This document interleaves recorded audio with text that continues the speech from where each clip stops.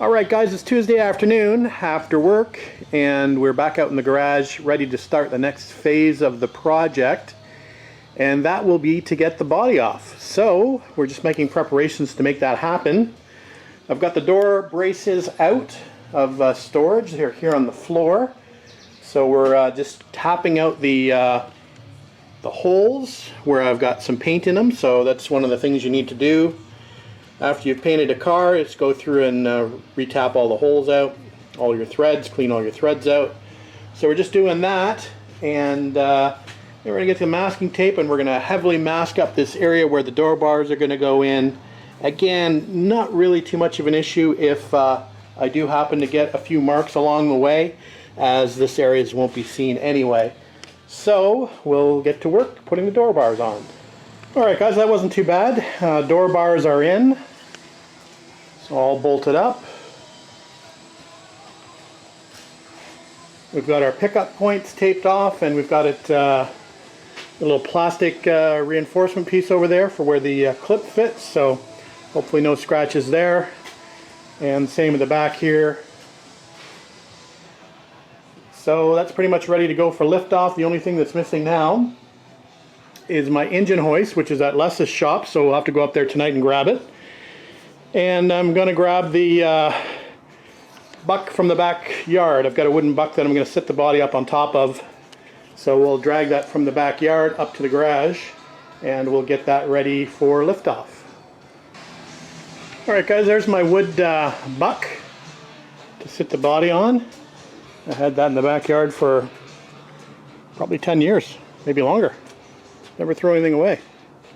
Anyway, that'll be good for another couple of restorations, I think.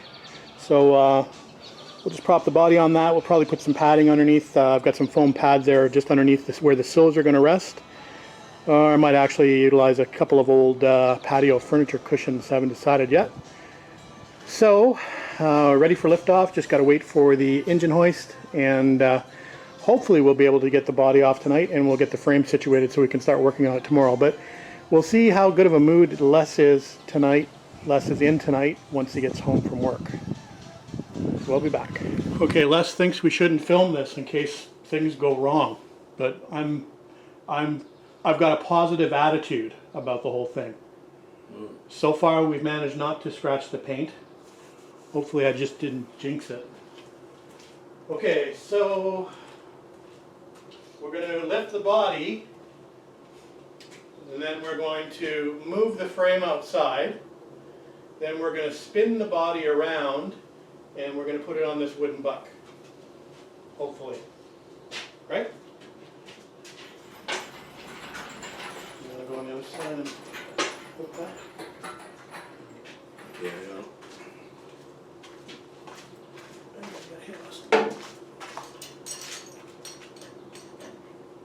Tight, tight, tight.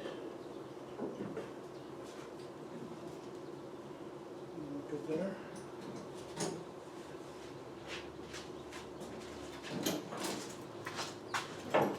Okay, so what we have to watch, Les, is this thing creeping towards the car.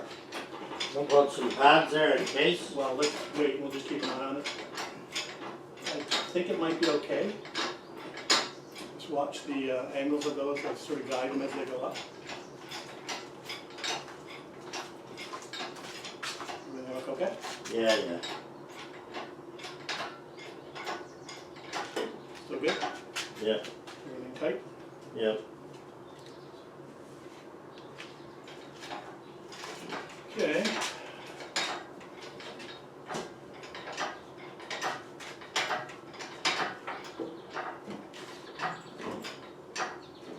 Hold it.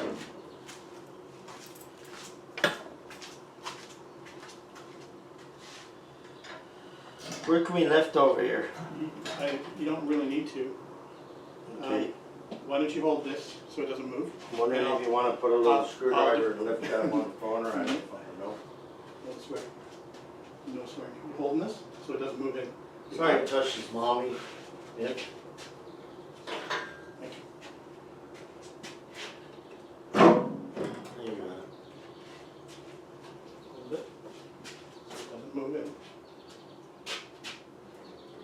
Okay, go up. Up. Keep going.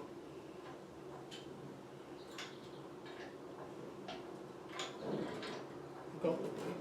Gotta get it off the angles, remember? Yeah, that's why I'm pulling it off here. So once you get it off, Jesus Christ. What did that hit? Yeah. What did it hit? How did that happen? Just Let go all of a sudden, like it it jinxed? hit the thing.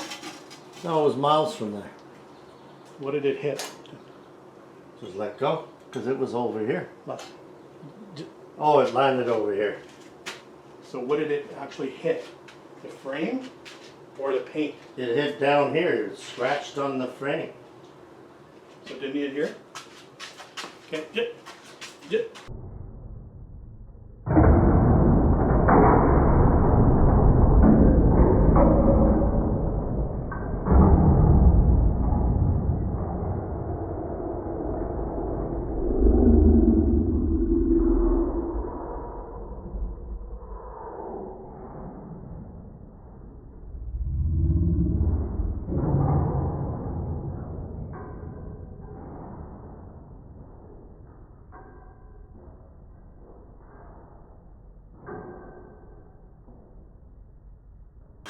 Just Let go all of a sudden, like it jinxed? it hit the thing.